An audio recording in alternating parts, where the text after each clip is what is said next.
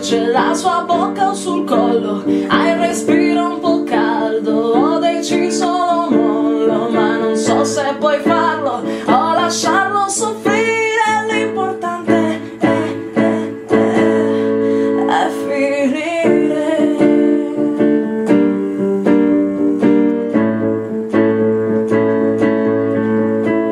Adesso volta la faccia, questa è l'ultima volta che lo lascio morire.